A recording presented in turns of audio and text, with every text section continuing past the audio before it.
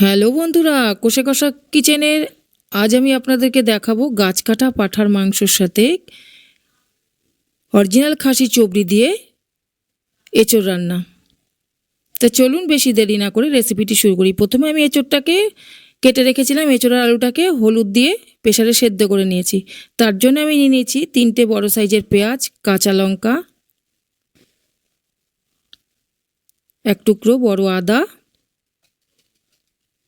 নিয়ে নিয়েছি একটা টমেটো, একটা গোটা রসুন, 2টো তেজপাতা, একটা জায়ত্রী আর দারচিনি, 3টে এলাচ। আমার এই উপকরণগুলো লাগবে। এবারে আমি কাঁচা লঙ্কা, আদাটাকে একটু হালকা জল দিলাম, দিয়ে পেস্ট করে নিচ্ছি।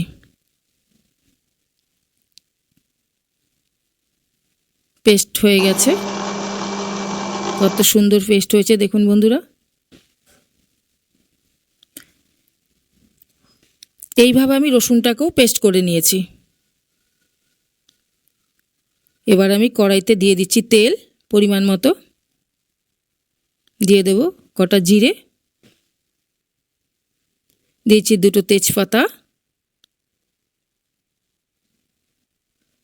দিয়ে দিচ্ছি জায়ত্রী আর দারচিনি, এলাচ।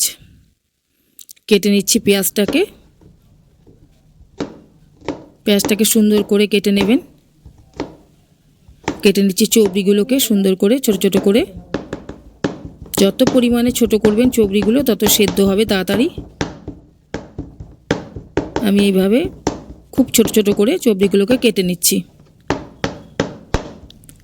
যত ছোট ছোট করবেন সেদ্ধ তাড়াতাড়ি হয়ে যাবে।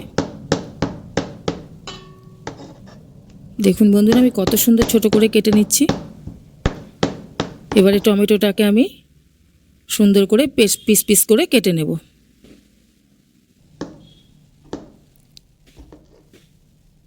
আমার কাঁচা লঙ্কা আদা পেস্ট হয়ে গেছে। সমস্ত উপকরণগুলোও আমার রেডি হয়ে গেছে। এবার আমি কড়াইতে পেঁয়াজগুলোকে দিয়ে দিচ্ছি।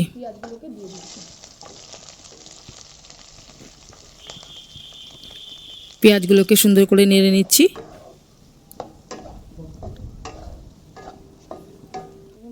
দিয়ে দিচ্ছি চবড়িগুলোকে।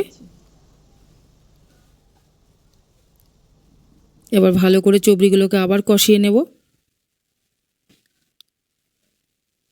সুন্দর করে চবড়িগুলোকে কষিয়ে নিচ্ছি।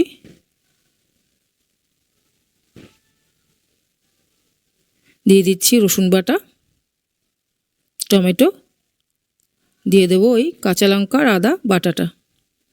আবারও নেড়ে নিচ্ছি, ভালো করে নেড়ে নিচ্ছি। দিয়ে দেবো হলুদ 2 চামচ,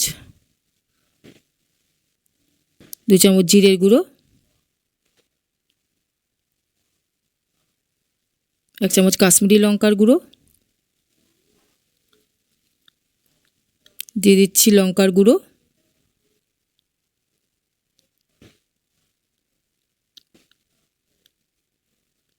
স্বাদ মতো লবণ, একটু মিষ্টি।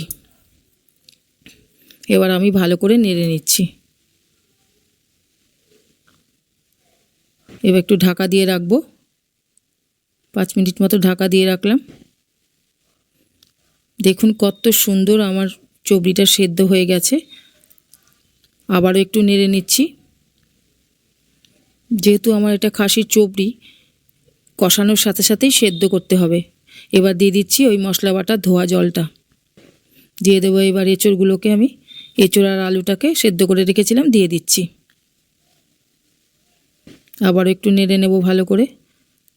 যেহেতু আমার অর্ধেক কষানো হয়েই গেছিলো, সুন্দর করে কষিয়ে নিচ্ছি। দিয়ে দিচ্ছি উষ্ণ গরম জল। অল্প পরিমাণে একটু ঝোল ঝোল থাকলে ভালো লাগবে।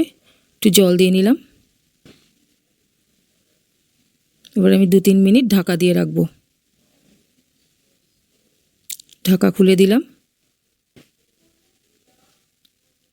দেখুন বন্ধুরা এবার গরম মশলা দিয়ে দিচ্ছি। কত সুন্দর এঁচোড় রান্না হয়েছে আমার।